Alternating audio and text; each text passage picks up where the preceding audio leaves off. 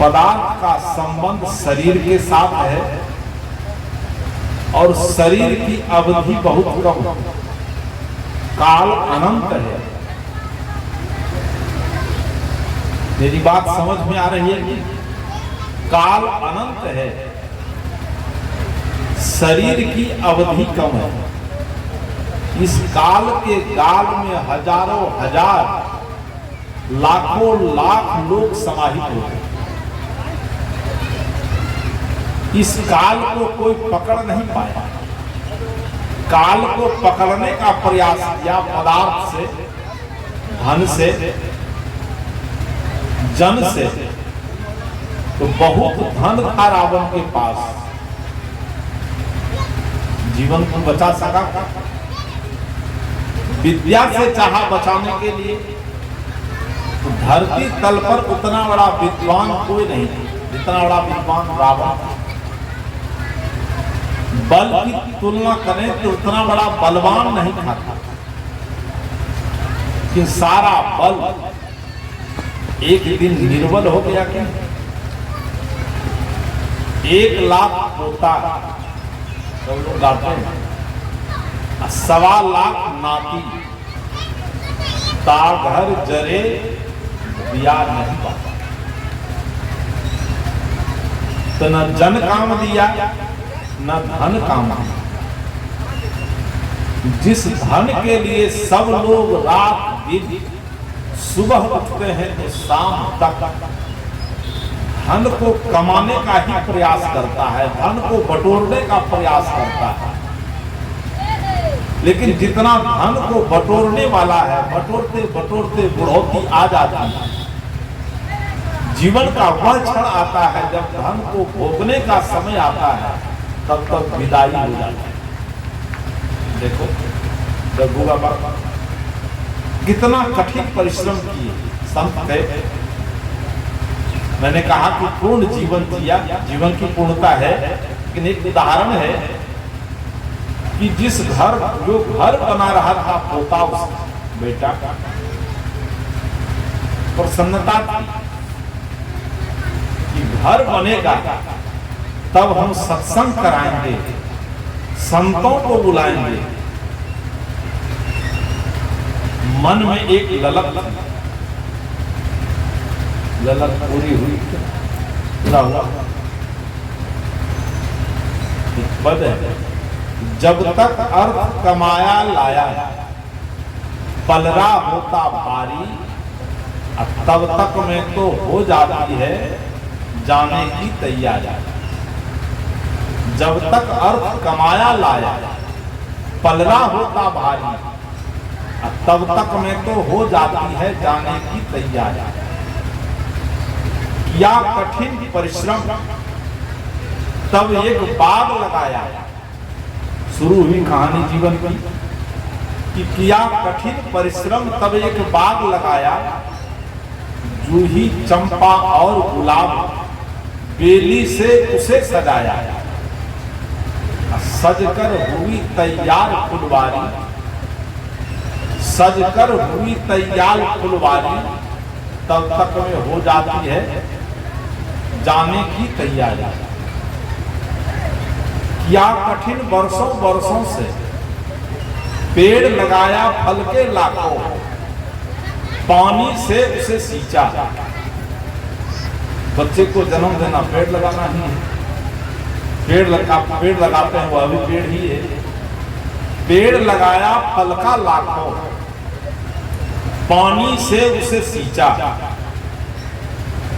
खरपतवार हटाने में ही सारा जीवन बीता, उसका निकौनी करना, पानी देना। और जब तक फल आए पेड़ में,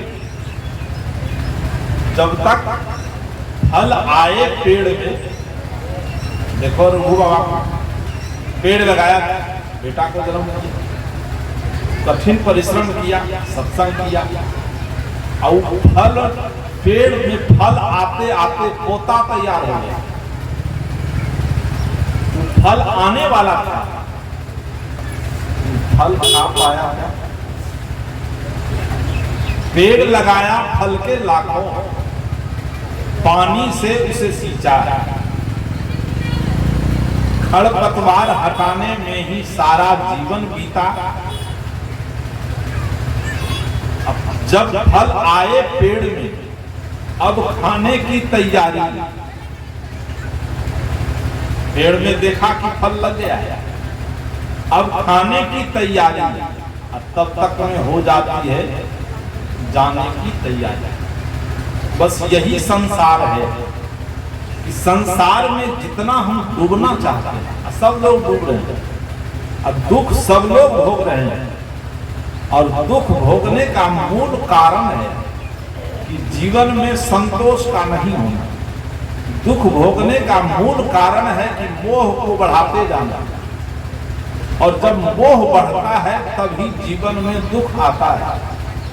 सदगुरु कबीर साहब ने कहा कि माया मोह मोहित किन्हा, ताते ज्ञान रतन हर लिन्हा। माया मोह मोहित किन्हा, ताते ज्ञान रतन हर लिन्हा। जीवन ऐसो सपना जैसो, जीवन सपन समाना। संसार कैसा है? माया के मोह में मोहित होकर लोग दौड़ता है। पत्नी में, बच्चे में, संसार के सारे संबंधों में, किसी के चेहरे के लालित्य को देख करके मोह होता है। कबीर साहब ने उदाहरण दिया, ज्योति देख पतंग ज्यों हुड से, पशु न पेखे आगी। ज्योति देख पतंग ज्यों हुड से, दीप जल रहा है, देखते होंगे दीप जलता है, और जलती हुई दीप की शिखा को देख करके सारे कीड़े पतंगे दौड़ते हैं। यह जलती हुई जो दीप की शिखा है, ये एक अमूल्य वस्तु है। इसको हम प्राप्त करें, उसको प्राप्त करने के लिए उस आग में, उस लौ में कूद जाता है। मिलता क्या है? मिलता क्या है?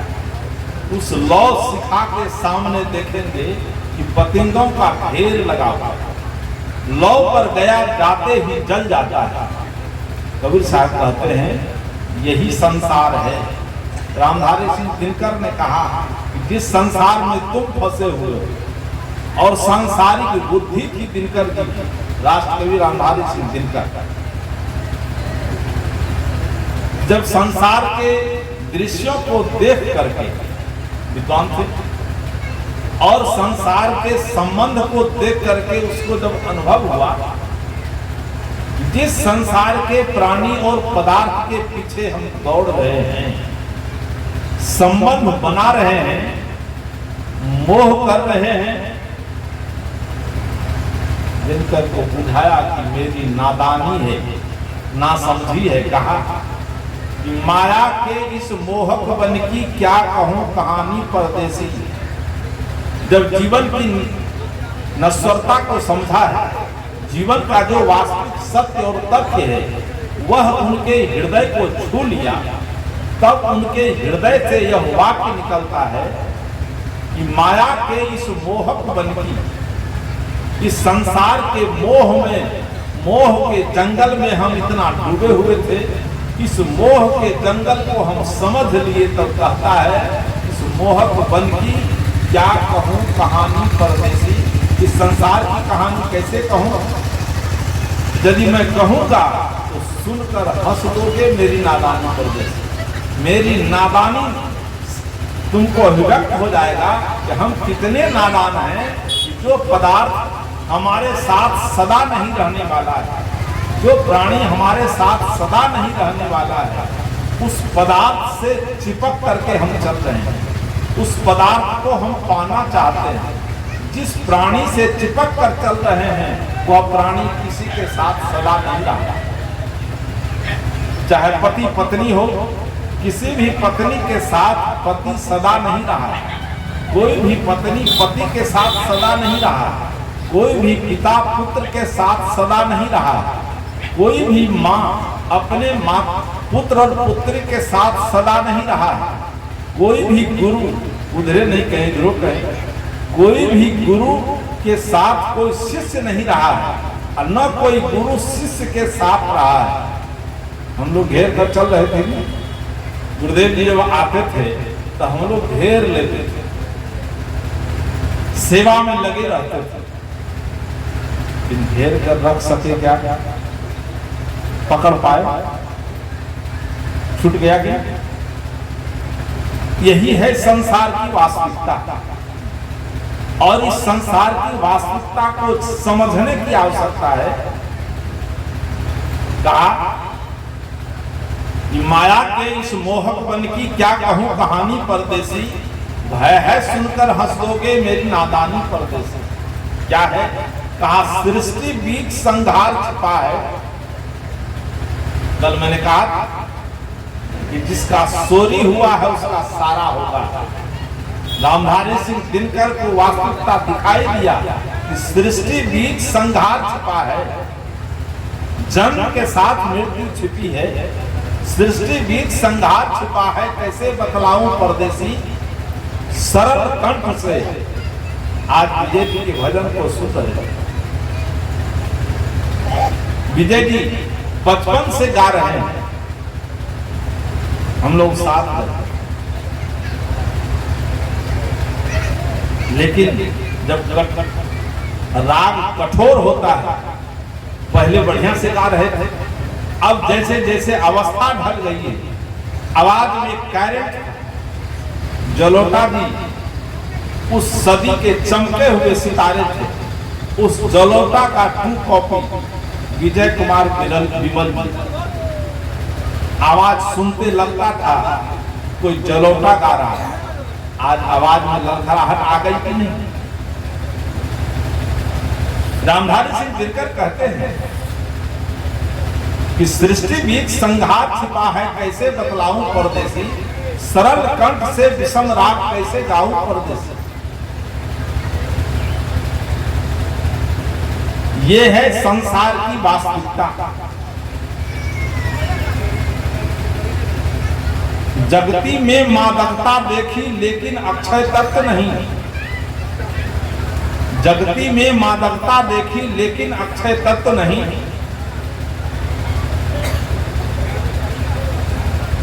जगती में मादकता देखी लेकिन अक्षय तत्व नहीं। सुंदरता में अमृत और कल्पना में सत्य नहीं। कि जिस सौंदर्य को देख करके हम आकर्षित होते थे, वो सौंदर्य एक दिन ढीला पड़ जाए। जो आज जवान है, सभी लोग बैठे हैं, बूढ़े बाबा, बूढ़ी माताएं, सब लौट कर पीछे जीवन को देखो। जब 15 वर्ष की अवस्था थी, 16 वर्ष की अवस्था, कितनी चमकती हुई जवानी थी, शरीर कितना आकर्षक था, चमड़ी कितनी टाइट थी, हर एक शरीर का, हर एक चमड़ी का हर एक क्षेत्र एकदम टाइट था, देखने में सुंदर लगता था। वो अवस्था ढल करके आज वह चेहरा पका हुआ टमाटर के तरह हो गया है कि नहीं? पका हुआ आम का चमड़ी गीला हो जाता है जैसे, वैसे उस अवस्था, वो सौंदर्य ढल गया, वो सौंदर्य तिरोहित हो गया। जो आकर्षण था वो उस आकर्षण में विकर्षण हो गया। यही तो संसार है। इस आकर्षण, तो संसार के आकर्षण को देख करके जो हम आकर्षित होते हैं, यही दुख का कारण है। इस दुख से ऊपर उठने के लिए ध्यान और साधना की आवश्यकता है। इस दुख से ऊपर उठने के लिए विवेक की आवश्यकता है। और विवेक करेंगे कि जिस पदार्थों के प्रति हमारी ललक है, आज देखो कि पद तक पहुंचने के लिए एक दूसरे की हत्या करना, पद तक पहुंचने के लिए कौन कौन कुकर्म नहीं करता, पद तक पहुंचने के लिए झूठ बोलना। आज देश में आग लगी हुई है, आ गया है समय चुनाव का, देश में आग लगी हुई है और सभी लोग घुंघरू बांध करके मोबाइल पर, टीवी पर नाच रहे हैं कि उसका विरोध वह कर रहा है जिसको जहां मौका मिलता है वो झूठ साँच सब बोलता है। यदि अच्छा काम है उस अच्छे काम का भी विरोध इस देश में कर रहा है। क्यों कि कुर्सी तक हम कैसे पहुंच जाए, कुर्सी का खटमल हो गया है। वो कुर्सी सबके साथ गई है क्या? रामलाल किसी कवि ने कहा है कि जो अभी पधारे हैं, जो अभी पधारे हैं उसका सुनहला सवेरा प्यासा है, और जो कल जाने वाले हैं उसका भी रैन बसेरा प्यासा है। और कहा है भरी जवानी जिन जिन की उनकी दोपहरिया प्यासी है, घनश्याम कहां जाके बरसो हर घाट कगरिया प्यासा। आज कोई भी व्यक्ति ऐसा नहीं है जिसके पास प्यास नहीं है। जो सुबह शाम में आया है, सुबह का सवेरा उसके लिए प्यासा है, और जो सवेरे खड़ा है कि दोपहर में, दोपहर प्यासा है। जवानी प्यासी है, जवानी इतनी प्यासी है कि सबको रोजगार देते देते दूसरी पीढ़ी का नेता खड़ा हो गया, तीसरी पीढ़ी रोजगार नहीं दे पाई। क्यों कि जिस पदार्थ को हम पदार्थ में अपना स्थायित्व समझते हैं वो अस्थायी है। इसलिए यह समझने की आवश्यकता है, यह प्रेरणा लें कि शरीर सबका छूटेगा, ये तय है, इसमें कोई दो मत नहीं है। शरीर छूटना तय है। कबीर साहब ने कहा आया है सो जाएगा, राजा रंग फकीर एक सिंहासन चढ़ चले, एक बंध जात जंजीर। जिसका आगमन हुआ है प्रस्थान निश्चित है, लेकिन करो क्या? जब शरीर नास्वार है क्या करें? इसको जला दें? जलाना नहीं, इसको फेंक नहीं देना। जब तक इस शरीर में सांस है तब तक इस शरीर से आत्म कल्याण के लिए साधना करनी है और सुंदर सब समाज के निर्माण के लिए परोपकार करना।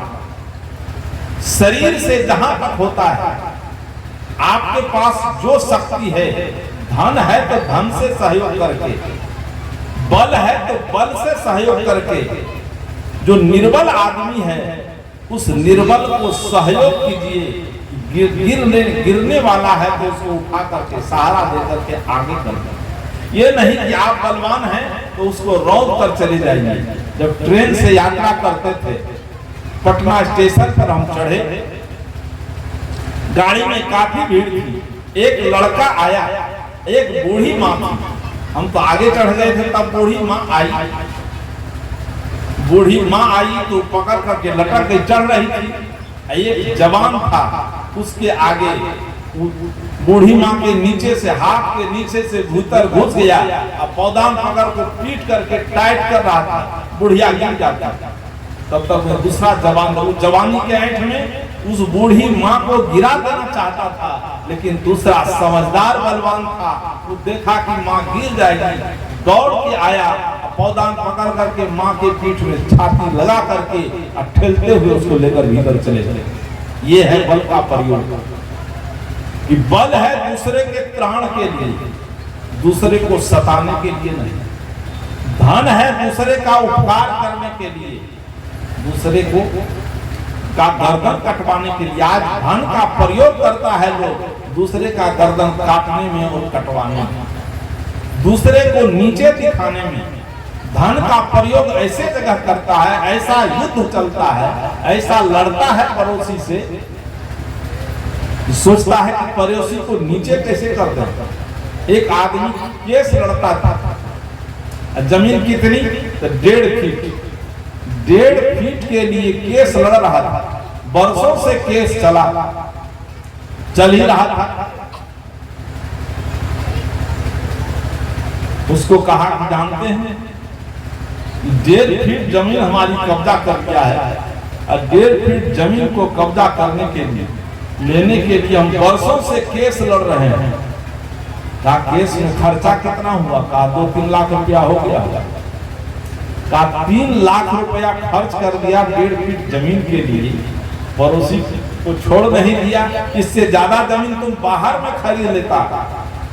कहा नहीं महाराज जी, बात जमीन के नहीं छे, बल्कि तब बात कौन सी का है, मोछ बहुत बड़ी बड़ी चीज का, जमीन की बात नहीं है, बात है मोछ।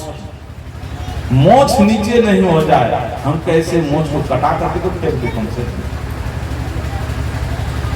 ये संघर्ष, ये नादानी है कि नहीं? जो जमीन, जिस जमीन को अपना कह रहे हैं, जमीन यही रह जाएगा। जो धन पैदा किए हैं यही रह जाएगा, सारा जन यही रह जाएगा। आप सबको छोड़कर चले जाओ। जहां जहां प्रेम है वहां उस प्रेम में विखंडन होगा। रामधारी सिंह दिनकर ने कहा कि मैत्री के शीतल कानन में छिपा कपट का सूल यहाँ, जो आज रहे अनुकूल वही कल बन जाते प्रतिकूल। जहां मैत्री दिखाई देता है वो मैत्री नहीं है, वहां विरोध है। जो आज अनुकूल है कल प्रतिकूल होगा। यही संसार है। कहा संसार कैसा है? एक कवि ने कहा, रामधारी गोपाल सिंह नेपाली, कहा कि संसार का जीवन कैसा है, संसार आकर्षक कैसा लगता है। एक राही चला जा रहा है रास्ते से, नदी के तट पर जाता है, तो आप लोग देखे होंगे, अब तो नहीं है, नदी के तट पर अधिकांश बबूल का पेड़ होता है। बबूल का पेड़, और उसी रास्ते पगडंडी से राही चला जा रहा है। जहां बबूल का पेड़ होगा, अनुभव करिएगा या देखे हैं तो, उस बबूल के पेड़ के नीचे बहुत कोमल कोमल दूब होता है, दूरी कोमल दूब, और नदी के तट पर बबूल का पेड़, ज्येष्ठ का की गर्मी तपती हुई, तपा हुआ सूर्य के तपन से तपित होकर के शरीर पसीना से लथपथ, शरीर आग के तरह बढ़ रहा है। जब बबूल के पेड़ के पास पहुंचा तो नदी के तट पर था सुंदर सुंदर हवा, एकदम शीतल मंद हवा चल रही है। राही उस दूब को देख करके, बबूल के पेड़ की छाया को देख करके, और उसके नीचे जो ठंडी ठंडी हवा चल रही है उसको देख करके राही आकर्षित हो जाता है और आता है उस पेड़ के नीचे, कुछ त्राण हमको मिलेगा। उस पेड़ के नीचे आता है थका हुआ राही, तौलिया बिछा देता है और तौलिया बिछा कर जैसे लेटता है, लेकिन हरी हरी जो दूब थी उस दूब के नीचे बबूल का कांटा था। कवि ने कहा कि यह बबूल वन सिंधु तीन पर हरी छतरिया छाए, छित पर शीतल छाह बिछाकर सूल समूह छुपाए। थके पथिक को आकर्षित कर देता कष्ट विषम है। कहा इसी भांति संसार बड़ा धोखा है, भीषण भ्रम है। जिस संसार के आकर्षण को देख करके वहां तृप्त होना चाहते हो, सब लोग बैठे हैं। अब बेटा को बेटी से नहीं, बेटी से पेट नहीं भरता है। बेटी जन्म ले लिया, बहुत मां कहने आती है कि बेटी छे बाबा 4 गो, तब की वो कहती है कि बेटा एक तो नहीं है, हमको तुम बेटी है कि बेटा। बाप कहे तो चल सकता है कि तुम माँ हो, अब माँ हो करके बेटी से संतुष्ट नहीं हो, इतना बड़ा दुर्भाग्य है। कम से कम तुमको बेटी के पक्ष में तो खड़ा होना चाहिए। हम बेटी के पक्ष में खड़े नहीं हैं, बेटा चाहते हैं, लेकिन सेवा अधिक बेटा करती है कि बेटी? अनुभव आप लोगों को है। जितना आदमी बेटा पैदा किया है, जो माँ बेटा के लिए गंगा, गोदावरी, तीर्थ प्रयाग, भोला बाबा, इस साधु संत का पैर नहीं छोड़ा, ये कोटा भ्या जाए। जब हो गया तब, जब बेटा जवान हुआ, जो माँ बेटा के लिए तरस रही थी, जब बेटा जवान हो गया तो बेटा के व्यवहार से इतनी आहत हो गई कि सुबह शाम आंचल उठाती है सूर्य भगवान को, आ सूर्य भगवान एकरा पहने लाके चल जाता। अरे जिसके लिए तुम भीख मांग रही थी, आज वही तुम्हारे जीवन का कांटा हो गया। कितना सुंदर लगता था, कितना आकर्षण था, वो आकर्षण विकर्षण में बदल गया। बस यही संसार है। इस संसार को समझ करके इससे ऊपर उठ करके जीना चाहिए। बच्चों को जन्म दिए हैं, उसके भरोसे आप मत रहिए। यही दुख है। स्वावलंबी जीवन होना चाहिए कि बच्चे को जन्म दिए तो कर्तव्य है कि पढ़ा लिखा कर योग्य बना दिया, ठीक है, लेकिन उससे आशा मत रखो। उससे जो आशा पाल करके रखती है या बाप रखता है, वो आशा कभी पूर्ण नहीं होगा। क्योंकि कुछ क्षण बीत गया आपका उसको पालने में पोसने में, कुछ दिन ऐसे गया, और जब जवान हो गया पाल पोस करके, तब जब वो सेवा नहीं करता है तब मन में अहंकार है, मन में दुख है। एक दुख हुआ जन्म देने में, पालने में, पोसने में, अब दूसरा दुख भोग रहा है, एक गिलास पानी नहीं दे रहा है। इस दुख को भोगते भोगते मर जाता है। इसलिए संसार को समझ करके हम जिए, कर्तव्य समझ करके उसका लालन पालन कर दें। लेकिन कबीर साहब ने कहा कि करो बहियामल आपनी छाड़ गिरानी आस, जाके आगन नदी बहे सो कस मरे प्यास। इसलिए अपने बाहुबल का भरोसा करो। जो साधक होता है साधिका होती है, जो साधक साधिका होगी साधना में जिएगी, जो साधना में जिएगा वो स्वावलंबी होगा। पानी दे दिया सहज भाव। कबीर साहब ने कहा कि सहज भाव, सहज ध्यान रहू, सहज ध्यान रहू, गुरु के वचन समाई हो। जीवन में इतनी साहजिकता हो कि पानी दे दिया तो पी लेंगे, बतहु दिया पानी तो पी लेंगे, और नहीं दिया तो अब शरीर में शक्ति है, उठ करके जाएंगे, गिलास भर कर पानी पी लेंगे, चित्त प्रसन्न रहे हमेशा। इतनी प्रसन्नता हो चित्त में कि दिया तो ठीक है, नहीं दिया तो ठीक है, क्योंकि जीवन मिला है प्रसन्न रहने के लिए। और प्रसन्नता संसार के प्राणी पदार्थ से नहीं मिलेगा। प्रसन्नता तब मिलेगी जब संसार के प्राणी पदार्थों को हम समझेंगे। इसलिए इसको समझने की आवश्यकता है, और समझ करके जब हम जिएंगे तब हम साधना की तरफ आगे बढ़ेंगे।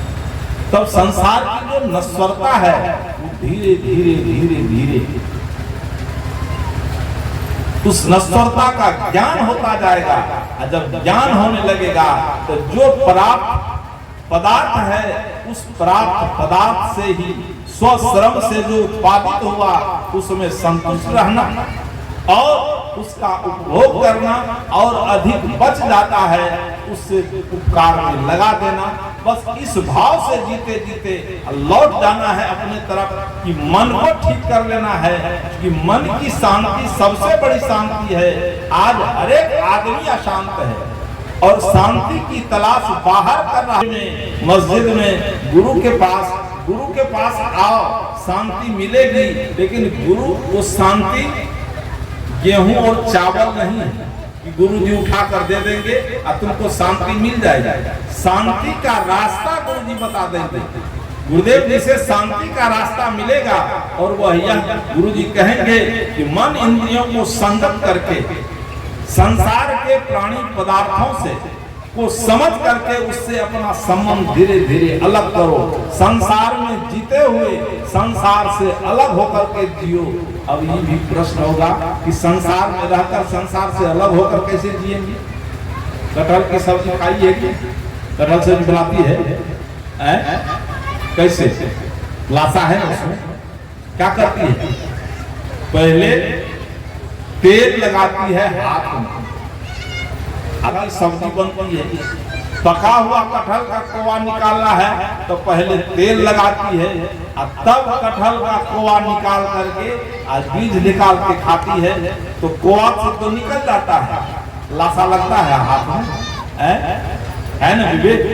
यही विवेक है कि संसार में रह करके संसार से अलग होकर के जीना। पानी है और नाव है, पानी और नाव में पानी हो जाना, जब नाव में पानी भर जाएगा तो नाव के सभी यात्री डूब जाएंगे कि नहीं हैं? नाव में पानी होगा तो नौका का सब यात्री डूब करके मर जाएगा, और पानी के बिना नाव चलेगा धरती पर नहीं चलेगा। करना क्या है, पानी पर नाव चलेगा, पानी पर नाव का चलना यात्रा है, और नाव में पानी हो जाना खतरा है। कवि ने कहा पानी पे नाव चले तो चले, नहीं नावों में पानी आने दो, संसार में मन गया तो गया, मन में संसार में आने दो।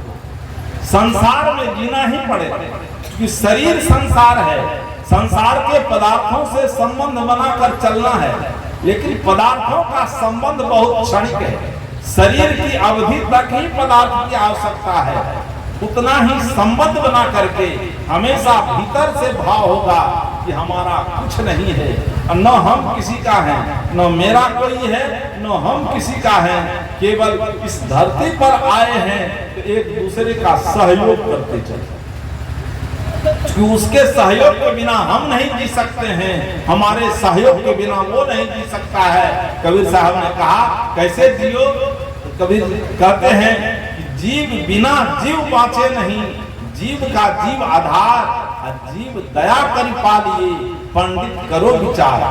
हर एक जीव एक दूसरे का सहयोगी है, एक जीव दूसरे जीव का सहयोग करता है।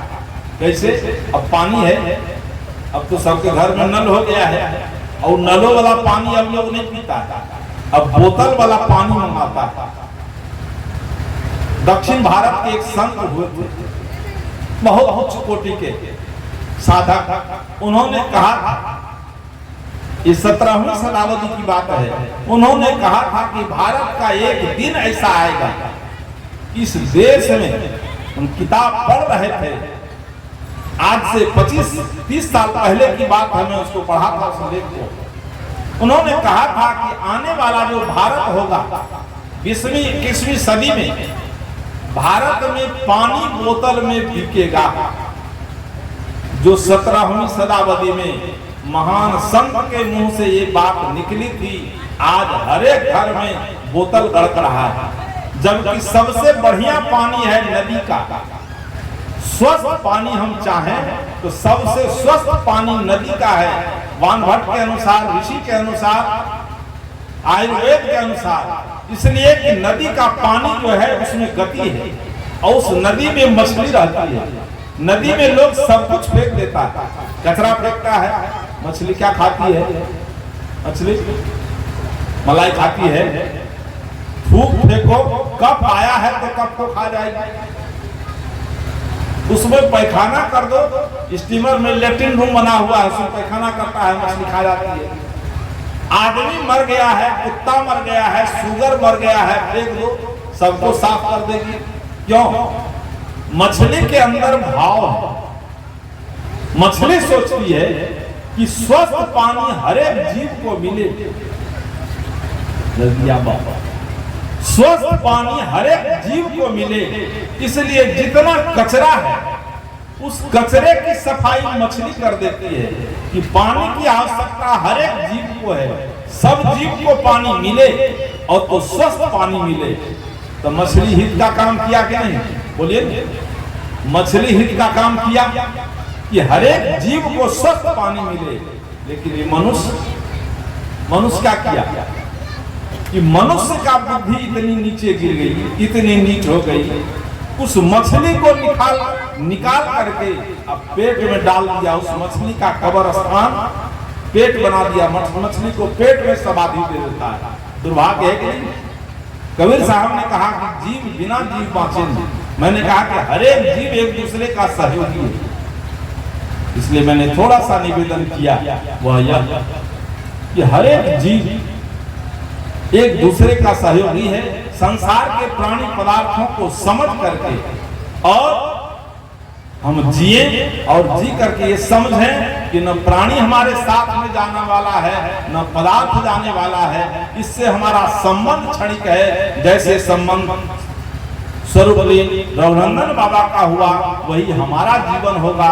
इसलिए हम अपने जीवन को इतना संभालें जितना संभाल करके स्वरूप लीन रघुनंदन साहब जिया कि पारिवारिक जीवन, सामाजिक जीवन को जीते हुए संन्यास जीवन को धारण करके अपने